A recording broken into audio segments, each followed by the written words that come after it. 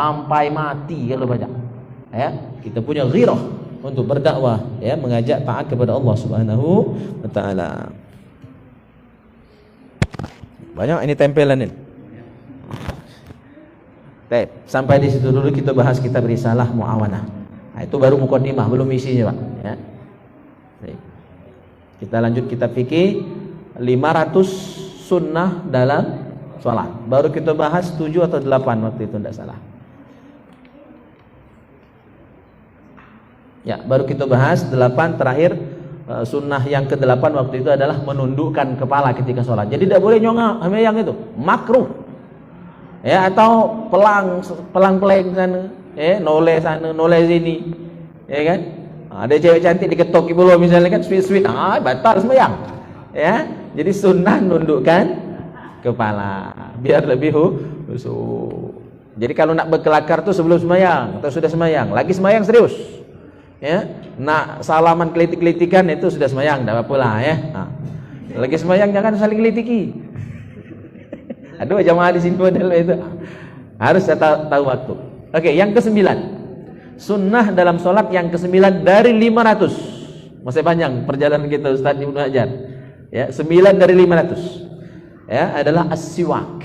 Ya, gosok gigi. Nah, jadi gosok gigi sebelum sholat, jangan lagi sembahyang, batal. Oleh sunnah tadi kamu lagi sembahyang gosok gigi, batal, ya Ustaz Al-Ghazali, ya. Nah, jadi sebelum sholat atau ketika wudu. Jadi siwak itu dua, ya. Silakan pilih waktu wudu, jadi sudah masuk tangan. Nah, sebelum kumur-kumur gosok gigi. Sudah itu baru kumur-kumur, menghirup air ke hidung dan seterusnya. Atau siwaknya ketika nak sholat. Jadi sudah berdiri betul, sebelum takbir bawa siwak, tapi jangan yang pakai odol itu. Jalannya memeng, ini kan buang kemana? Nah, pakai kayu siwak kalau yang sebelum sholat tadi. Jadi sebelum takbir bersiwak dulu, kantongnya lagi. Baru yang biasa baca usali takbiratul ihram. Nah, itu pilihannya. Dan siwak itu Bapak Ibu hadirin yang mulia bebas. Ya. Yang penting intinya membersihkan gigi. Ya, nak pakai kayu siwak afdol karena itulah yang dilakukan oleh Rasulullah SAW, atau pakai sikat gigi. Ya, tak pakai odol karena lagi buntu misalnya kan, tak beli dodol. Kayak sikat gigi ya, boleh, atau sikat gigi plus odol, atau odol sikat hilang misalnya kan, pakai odol, pakai tangan udah. Nah, itu boleh. Ya, atau pakai perce. Tahu perce? Jerit. Ya. Misalnya hilang sikat gigi, sikat gigi di kolah anaknya lepas hilang, ya kan? Nah, akhirnya odol lah deh. Pakai jari atau pakai jerit. Atau pakai arang, atau kalau kami lagi budak dulu gerak pakai daun itu, cuma jangan pakai daun jeletan, ya. Nah, pakai daun gosok gigi. Ada daun-daun yang agak kasar itu kan, itu boleh kalau cara zaman dulu tuh masih agak primitif dulu tuh kan. Nah, boleh. Intinya siwak itu gosok gigi. Pakai sikat gigi dan odol, sikat baik. Cuma yang paling afdol nak ngikuti Rasulullah pakai kayu siwak. Itu afdolnya. Ya. Tapi intinya siwak boleh pakai apapun. Sampai Rasul bersabda, "Laula an asyqa ala ummati la amartuhum bisiwak ma'a kulli salah." Kalau tak memberatkan umatku, ya, maka aku akan perintahkan mereka untuk gosok gigi setiap sembahyang. Maka sampai sahabat itu khawatir, jangan-jangan saking seringnya disuruh bersiwak itu, aku khawatir gigi aku rontok kan, kelemahan bersiwak. Tapi fadilahnya luar biasa. Salat yang gosok gigi dulu. Jadi gosok gigi bukan cuma pagi sama malam. 5 waktu tuh gosok gigi. Malah dalam kitab ini disebutkan, kalau misalnya kita sholat tarawih, adil ya, sholat tarawih, taruhlah misalnya di sini Caro di Mekah, 20 rakaat. 20 rakaat itu berarti 10 kali sembahyang kan? Karena 10 salam. Nah, setiap 2 rakaat siwak. Dan selesai salam, Bilal, berdiri lagi, gosok gigi lagi. Ya, siwak lagi, sembahyang lagi. Jadi 10 kali bersiwak sekali sembahyang tarawih. Itu sunnahnya. Dan seluruh sholat, sebelum sholat jenazah sunnah siwak, sholat sunnah misalnya qobliyah siwak dulu, sholat wajibnya siwak lagi, ba'diyahnya siwak lagi, ngodok sholat 5 kali ngodok misal siwak lagi.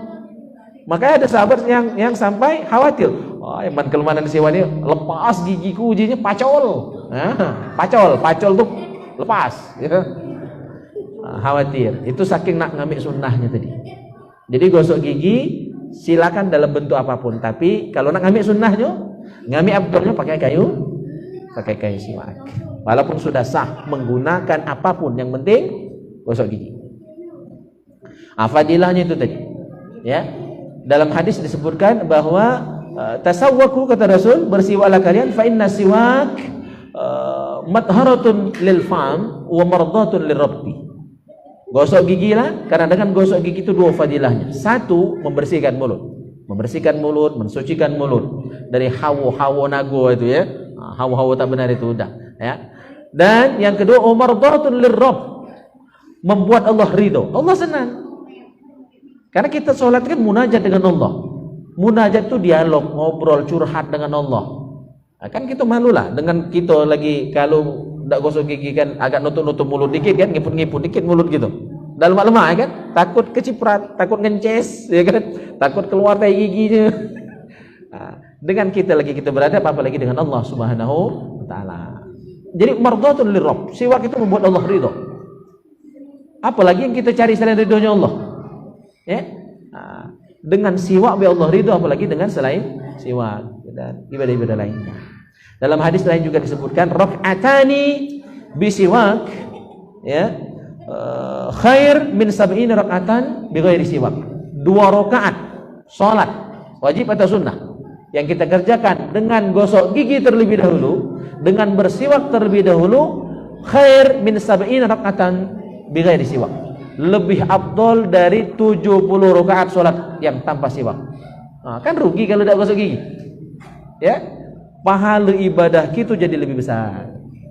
Ya, 2 rakaat nilainya sama dengan 70 rakaat. Ini hadis saya kutip baru sore tadi, saya baca dalam kitab Syarah Tanqihul Qaul, syarah dari kitab Lubabul Hadis karya Imam Jalaluddin As-Suyuti. Itu yang 9, gosok gigi atau siwak. Ya, paham ya? Yang ke-10, yustahabu lirrajul ay yusalli fi thawbain, kamis, warida, au izar, wasarawil, fa in iktasara ala satir al-awrah, jaza wastuhibba ay yad'a ala atikihi syai'an. Nomor 10, salat kita sunnah menggunakan 2 helai pakaian. Jadi bawahan, atasan. Untuk lanang ya. Kalau betina kan seluruh tubuh. Ya, lanang itu afdolnya salat itu pakai 2 pakaian. Jadi sarung bawahnya atau celana ya. Atasnya pakai baju, minimal kalau ganti baju pakai selendang, ridak seperti ini.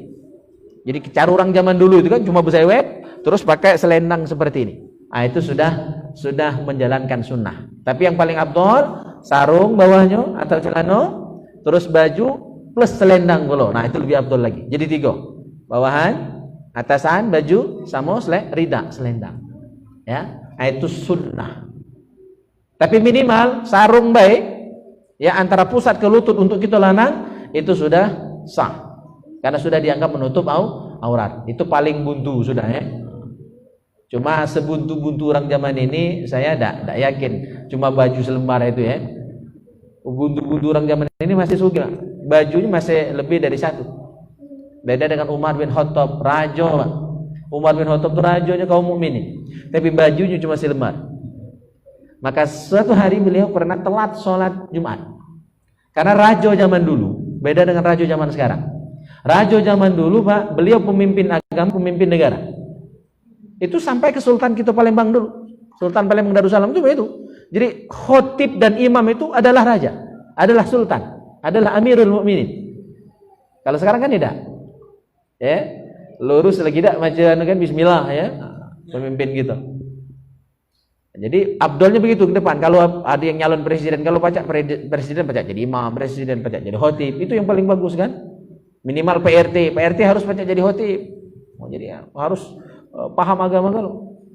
Jadi Umar bin Khattab dulu pernah telat sholat Jumat. Ngapu ternyata ngering ke bajunya dulu, karena bajunya masih kok.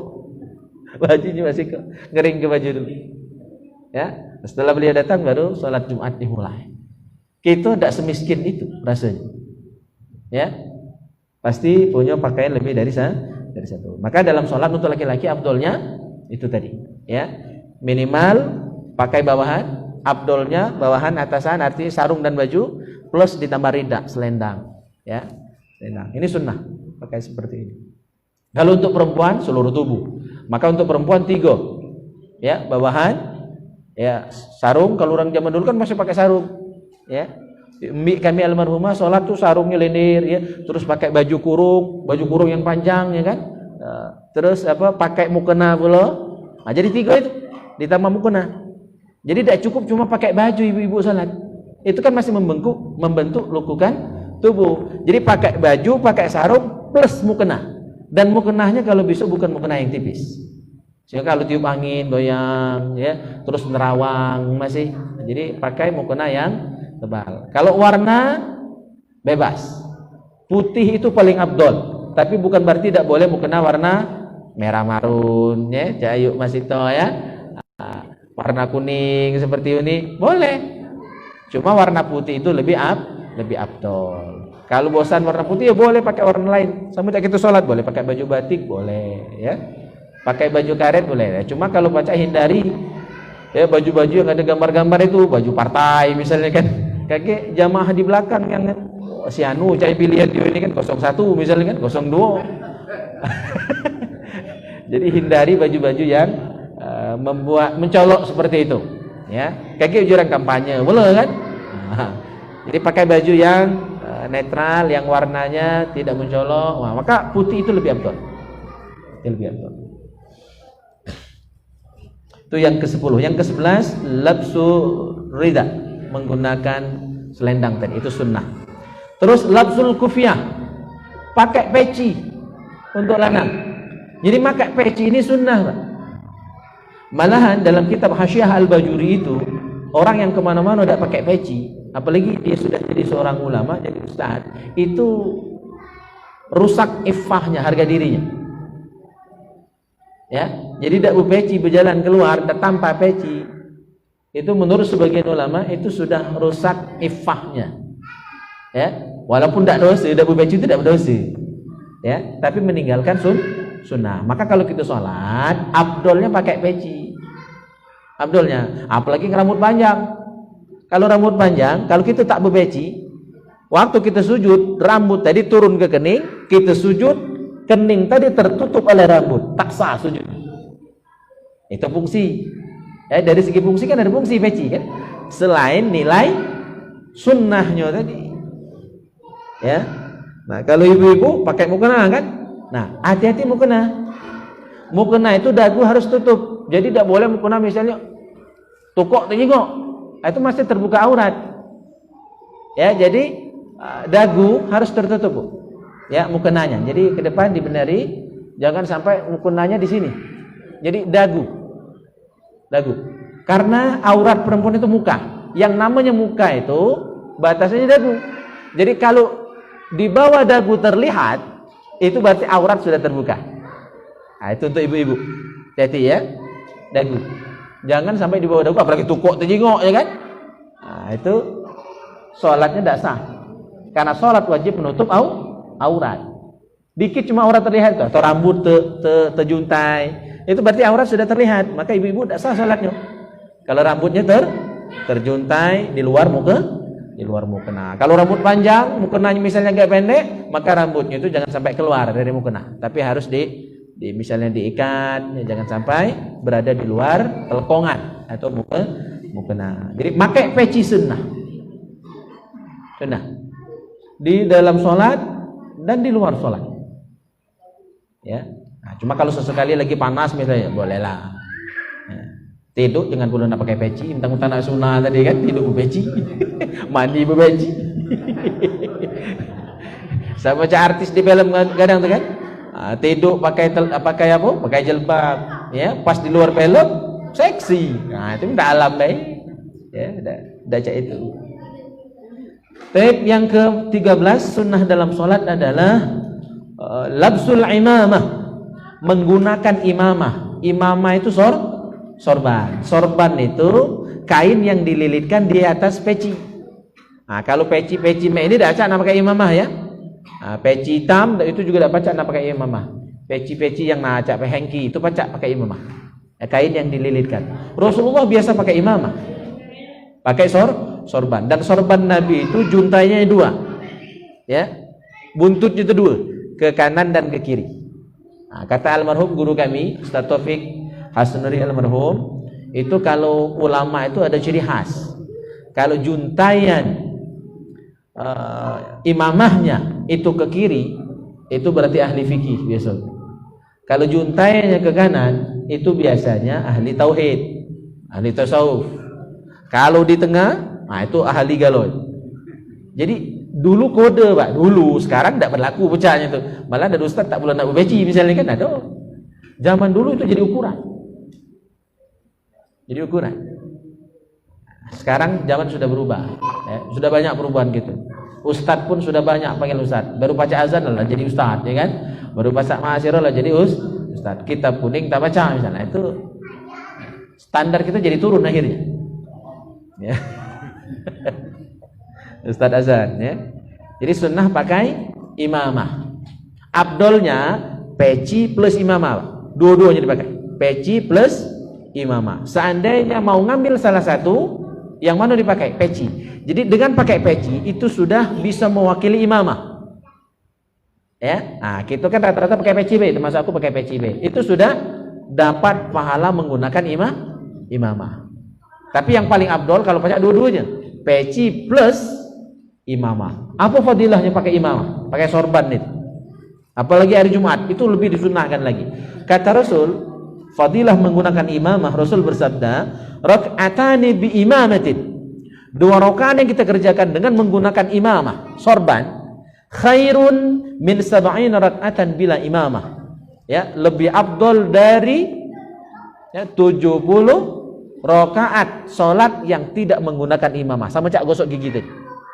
2 rakaatnya lebih afdal dari 70 rakaat salat yang tidak pakai sorban atau pakai imamah.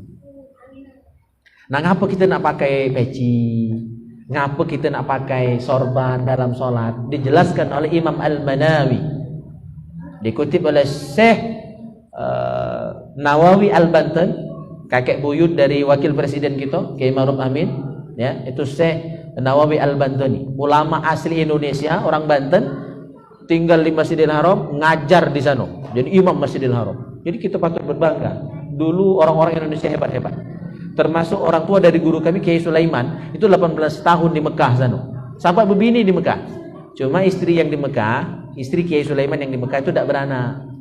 Ya, jadi waktu nak diajak balik ke Indonesia, dia tidak galak. Karena apa ya? Rugi pindah dari Mekah ke Indonesia kan? Lebih mulia tanah di sana. Maka akhirnya cerai. Kebetulan juga ada anak. Nah, itu yang terjadi. Ya, hebat orang-orang gitu zaman dulu. Nah, tinggal generasi ke depan, Hengki, Madon, Gary, ya. Tinggal di Mekah kalau baca. Jadi sopir jadi di Mekah itu luar biasa kan. Ngepel Masjidil Haram ya, aku mana ada lokak galak.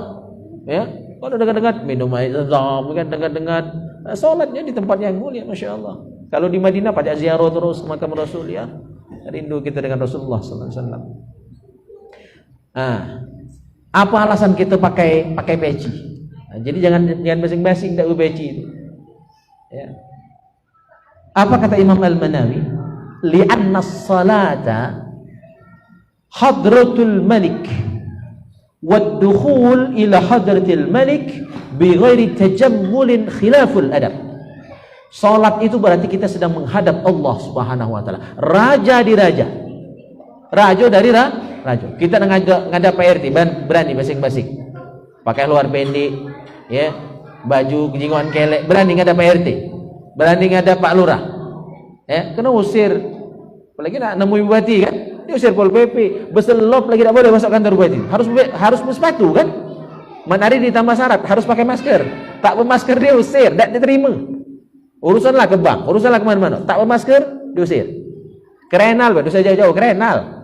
Ada merek, katik masker, balik aja renal. Itu kan syarat dan ketentuan berlaku. Ini kita nak ngadap Allah, Bu. Hadratul Malik, kita nak menghadap kepada Allah Subhanahu wa taala. Hadrat. Nah, hadrat itu arti kehadapan.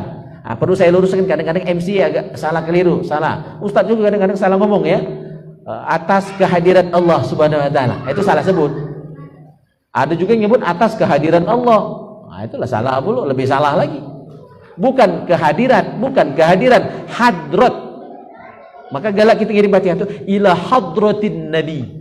Hadrat, makna hadrat itu kepada. Paham? Tapi itu ungkapan mulia. Ya, ungkapan yang mulia. Jadi kalau kepada itu untuk orang biasa, tapi untuk yang sangat dimuliakan hadrah. Hadrah, kepada, kehadapan. Ila hadratin nabi sallallahu alaihi wasallam. Itu maknanya. Jadi bukan kehadiran. Bukan kehadiran, tak masalah kalau kehadiran. Ya, benar kan itu ya? Galak-galak mau acara MC, itu perlu diluruskan ungkapan-ungkapan yang tidak pas seperti itu. Oke. Karena kita nak ngadap Allah, raja dari raja, pencipta seluruh alam semesta ini, ya, yang maha segalanya. Masa kita basing-basing? Masa kita sembarangan?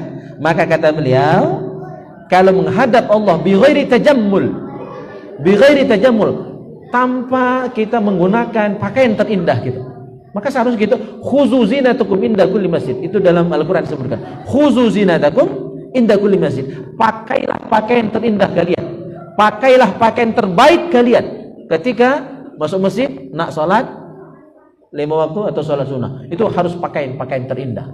Kalau kita kondangan pakai jas, sholat tak salah nak pakai jas. Ada ya? Oh iya, mantap, cuma kepanasan. Tidak perlu ala itu. Yang penting baju terbaik yang kita miliki. Jangan ala kadarnya be. Pakai baju cangkol, perut bontet pula kan? Perut bontet, baju cangkol, masuk dalam itu. Oh, tercanu itu kurang pantas. Baju partai pula tadi kan, kejenguan, gambar si anu itu. Nah, itu kurang bagus. Ya, pakailah pakaian terbaik yang kita miliki. Khuzu zinatakum inda kulli masjid. Itu perintah Al-Qur'an. Perintah Allah Subhanahu wa taala. Karena kita menghadap Allah yang maha mulia, yang maha segalanya, raja dari raja yang ada dunia di akhirat. Beliau mulia, maha segalanya Allah Subhanahu wa taala. Maka kata beliau, kalau dak sempurna pakaian kita, basing-basing pakaian kita, berarti apa? Khilaful adab. Khilaful, kurang ajar. Jadi sholat tak berpeci itu kurang ajar. Jadi ke depan jangan berani basing-basing lagi. Bukan sepele masalah peci itu, masalah adab. Nah, adab itu dalam Islam nomor 1. Sepintar apapun tubuh kurang ajar, selesai. Kata nilai di hadapan Allah Subhanahu wa taala. Tapi walaupun buyar, katik kebacaan, akhlak itu bagus, mulia gitu. Orang senang. Alang kebagus itu gele-gele. Orangnya pintar, berilmu, ya, berakhlak mulia, pejabat pula, masya Allah, bangga gitu yang model itu kan. Ada gele di dia, kaya di dia, jabatan di dia, kan, ilmu di dia, akhlak pula di dia. Itu kalau baca. Tapi minimal kita punya akhlak, walaupun kita buyat. Kita punya akhlak walaupun kita miskin. Itu nomor 1 akhlak yang dinilai oleh Allah Subhanahu wa taala. Dan kita pun senang dengan yang bagus akhlaknya, kita senang. Yang ada senang. Nah, jadi berpeci dalam sembahyang itu bagian dari adab akhlak kita sebagai hamba kepada Allah Subhanahu wa taala. Tapi sepertinya sampai di situ. Silakan kalau ada yang nak didiskusikan. Baru kita bahas 13 dari 500 sunnah-sunnah dalam sholat. Silakan. Wah, sampai terlepas ya. Semangat.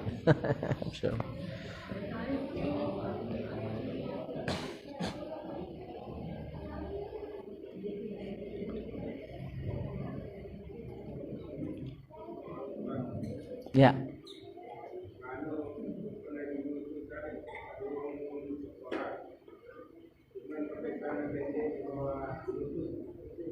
Ya. Jadi itu berarti menggunakan syarat minimal. Jadi sholatnya berarti sholat minimalis itu. Karena untuk laki-laki auratnya itu antara pusat ke lutut. Itu aurat. Artinya ketika kita sholat menutupi antara pusat. Tapi pusat bukan di bawah pusat ya, pas pusat. Kalau pusatnya kejinguan berarti auratnya masih terbuka itu.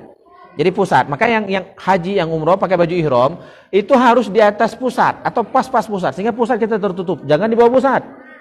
Ya, sewetnya turun itu kan. Nah, itu udah terlihat auratnya.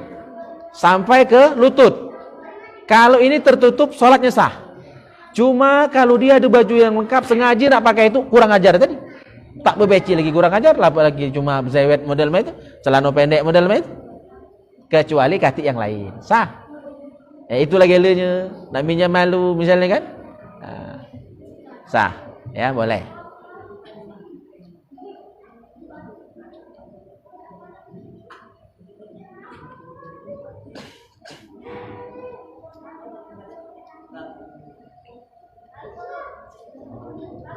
Oh, ya silakan.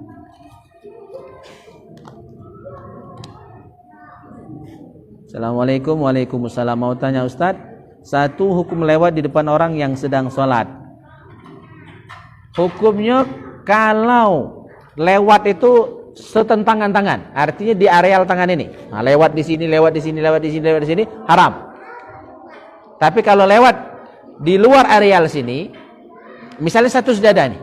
Nah, ya, ada orang sholat di sejadah itu, terus lewat di depan sini, tidak haram. Walaupun lebih baik ngindar, cari jalan lain. Tapi tidak haram. Yang haram itu kalau orang sholat di sejadah ini lewat di depan raih diunian. Paham ya? Karena sejadah itu sudah sutroh. Jadi ukuran sejadah itu kan berapa meter misalnya ini? 2 hasta ya. Ukuran sejadah itu misal 2 hasta atau 3 hasta. Sebenarnya 3 hasta. Ukuran maksimal sejadah itu 3 hasta. Jadi tengah 2 meter, baru luas gitu sholat. Nah ini alhamdulillah. Tapi ada sejadah itu yang sangat kecil ya, kurang dari 2 hasta. Seharusnya 3 hasta. Jarak sejadah itu. Sop pertama, sop kedua, sop pertama dengan imam itu jaraknya 3 hasta. 3 hasta berarti tengah 2 meter. Maka tidak jadi masalah renggang. Kalau sejadah yang kecil, renggang ke.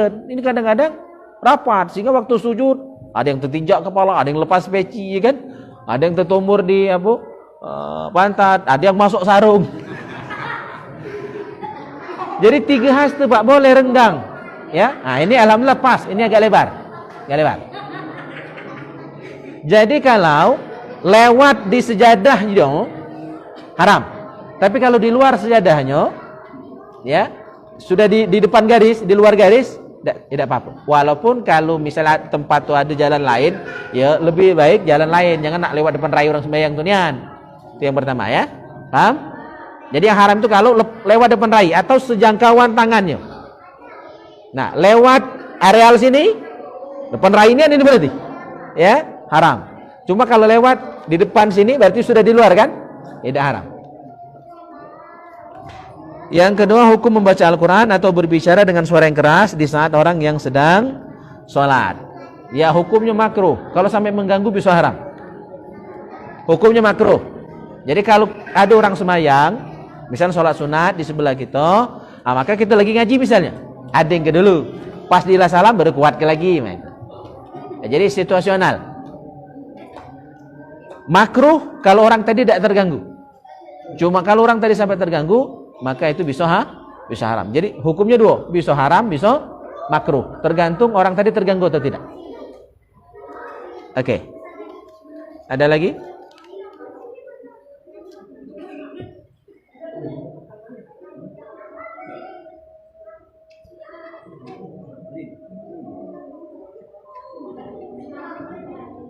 Cukup? Cukup. Belazan ya. Oke, kita cukupkan sampai di sini. Mudah-mudahan manfaat ilmu yang kita belajari dan terpenting bisa diamalkan. Jangan cuma nambah ilmu tapi tidak nambah amal. Itu rugi. Bahkan diancam makin jauh dari Allah Subhanahu taala. Baik, jamaah yang mulia, mohon maaf atas segala kekurangan. Ini saja kita tutup dengan doa kafaratul majlis. Subhanakallahumma wa bihamdika asyhadu an la ilaha illa anta astaghfiruka wa atubu ilaik. Wassalamualaikum warahmatullahi wabarakatuh.